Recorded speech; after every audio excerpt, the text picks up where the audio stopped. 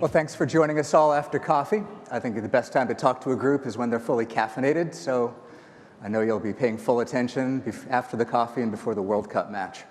I'm really excited to do this panel because while I've been at Walden for 13 years now and we do early stage tech investing, we've done a lot of retail, at Gymboree, The Climb, Merchant Atlas, Glam.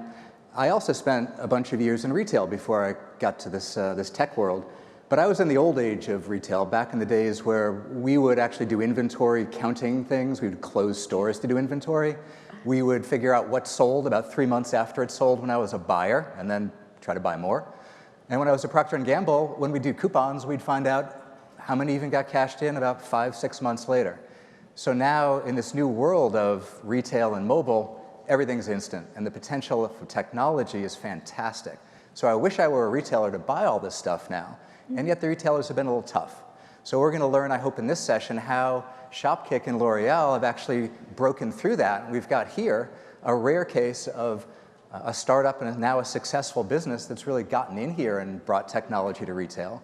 And we've got a really impressive fashion major brand that's making use of it without a ton of run-up. So before we start, let me ask both Kelly and Alexis to just introduce themselves a little bit and tell us what they do at each of their companies. Alexis, why don't you go first? Hi, I'm Alexis Rask. I'm the Chief Revenue Officer at Shopkick, and all you guys know what that means because you're in Silicon Valley. Usually when we're not in Silicon Valley, that's a sort of location-specific title. So I'm essentially responsible for all of our business partnerships, all of our operations, all the non-technical side of our business.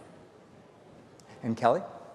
Sure. So I'm Kelly Solomon. I work at L'Oreal USA, and I represent our consumer products division.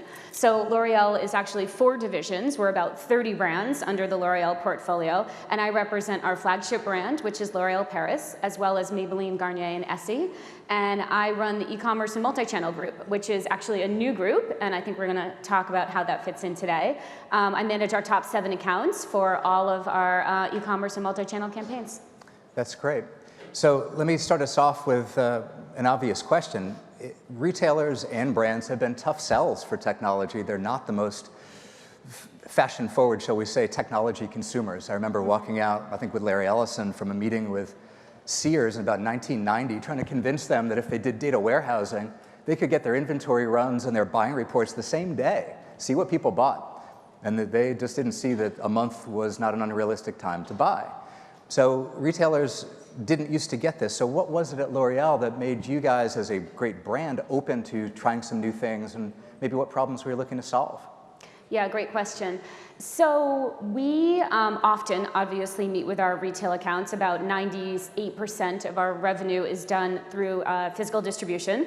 So L'Oreal USA is about a $5.5 billion company.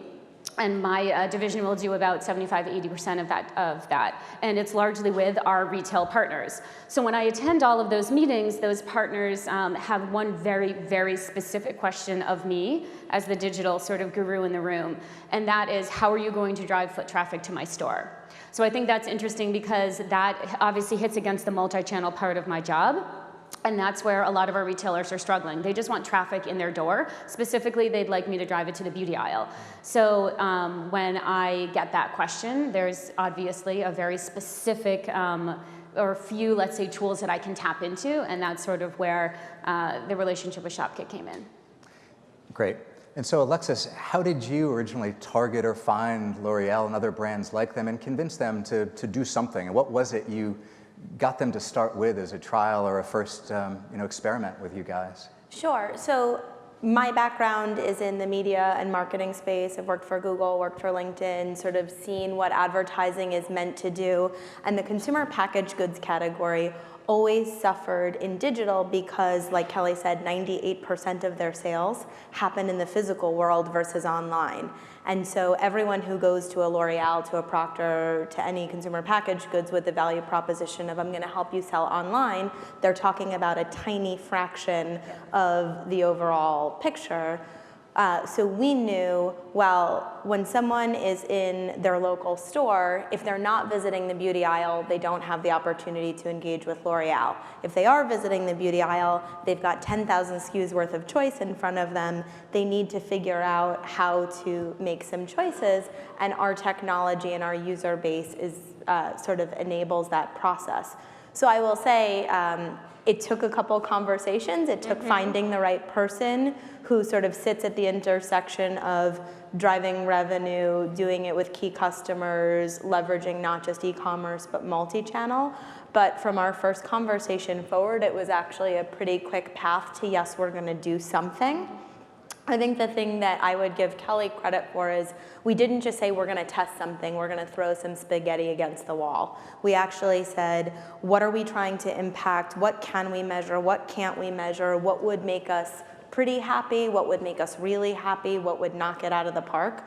So a lot of our earliest conversations were about how do we start a partnership and start a pilot that is set up to have proof points, to articulate success, and then to decide what to do with it from there. So that's actually the heavy lifting that for anyone in the audience who is starting a technology company or scaling a technology company, this idea of piloting and this idea of test and learn comes up all the time. And I think we were probably more disciplined than ordinary about doing so.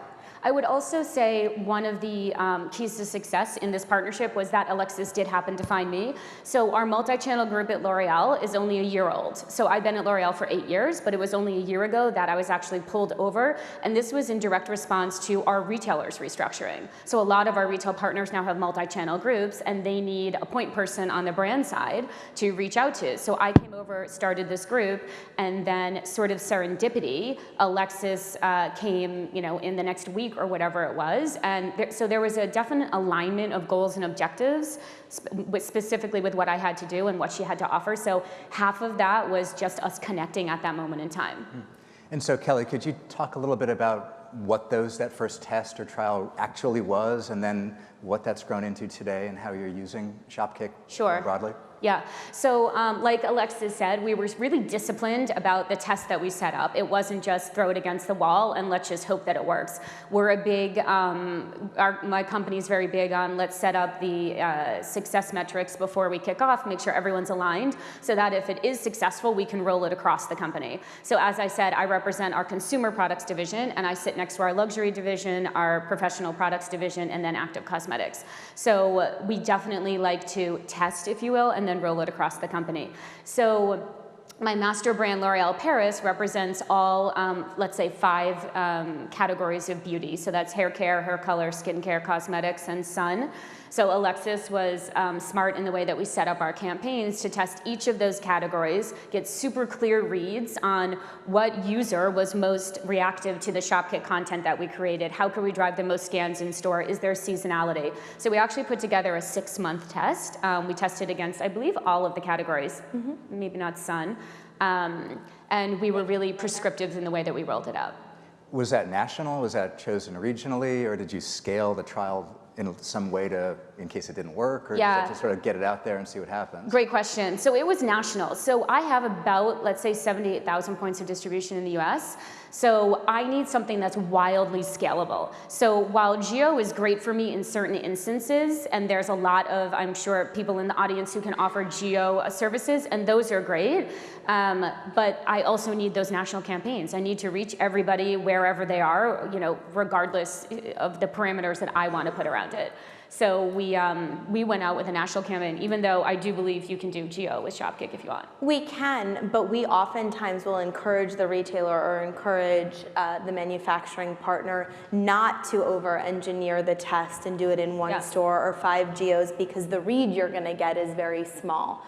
So at Shopkick, and even in my previous roles at Google and others, you look for signals, you look for expressions of intent, and you look for opportunities to change behavior, and that's usually where you want to market. So if someone is expressing intent to shop, L'Oreal probably wants to talk to them. If someone is standing in the aisle looking for what else to put in their basket, L'Oreal probably wants to interject themselves in some organic, helpful way into that conversation. So we agreed and said, let's do this with some scale so that you can actually read the impact and then decide how you're going to leverage it strategically going forward. Cool. So before we get to the results you've achieved, maybe I think for the audience, I'm a Shopkick user, I get it, I know how it works, but I don't think the audience, maybe they do. Could you walk through, one of you, just what an end user would see driven by L'Oreal, and then perhaps what L'Oreal side would see from that same experience? Because one of the tricks of doing anything with retail is usually you need to have some benefit for the shopper, which you totally do, but obviously it needs to have even more benefit for the brand, because in the end they're probably the ones paying. So maybe you could take it from both those two sides, and how do we do that in the Shopkick case or in the L'Oreal case? Because I think that's probably part of what makes this so successful for you too. I'll take it maybe from the consumer side. So we are in the complex and fortunate business of being a consumer products company who has very measurable commercial value for the retailers and brands we work with. So the consumer knows the Shopkick app as it's their shopping companion for the physical world. It's an app that's full of great content and full of great ideas about products and things I might want or need to know about the next time I'm going to shop. And it understands my physical location, so it knows the difference between me being at the mall versus the local store versus the grocery store. So for our consumer, they have a better experience with our app. If we have lots of interesting products in there, lots of interesting content, we can give them how-to tips on how to best dye their hair or get a smoky eye look with makeup. That is actually content that they want, because it might turn into what they're going to shop for when they next go to Target. So thinking about the partnership with L'Oreal, they are great sort of brand ambassadors of these products. They have great celebrity talent. They have great content. So our feeling was, if you can fill the app up with that, that's piece one of the puzzle. Piece two of the puzzle is what we call kicks, but kicks for us, they're just a points currency that consumers can earn anywhere and everywhere they shop. And we give the consumer kicks if we see them do high value things along the path to purchase. Engage with branded content, visit particular stores, visit particular aisles, engage with individual SKUs or items. So we would say to them, there are kicks tied in with the L'Oreal products, and that's how that messaging started to integrate. Yeah, and to that last point on the kicks, so I like that as a brand. I don't have a loyalty program. Some of my largest retailers don't, like Walmart. So it was a super interesting proposition for me that I can tap into the kicks and have that loyalty run by Shopkick, and I honestly don't have to deal with it, don't have to get into the weeds, and don't have to drag all of my teams into setting up a loyalty program. So that's valuable to me. So, but back to your question about the brand side of the Shopkick experience. So what was super interesting for the L'Oreal brand was that this is the mobile path to purchase. So this is couch to store, and it's very measurable through Shopkick. So I can measure my couch engagement through swipes on the content lookbook, so I can understand when this is happening. You know, we always thought highest engagement is on Thursday for your weekend shopping trip, and I think it actually ranges from Tuesday to Thursday. So that's interesting for me. But then also the fact that they're going in store. First of all, they're scanning my UPCs, so I don't have to set up new tags on my products, which is not possible, right? So my supply chain has other things to do. They're not going to put Shopkick specific tags or anybody's specific tags on my products. So love that it pivoted off of my existing UPCs, and it actually shows me what products they're scanning, in what doors, with what retailer,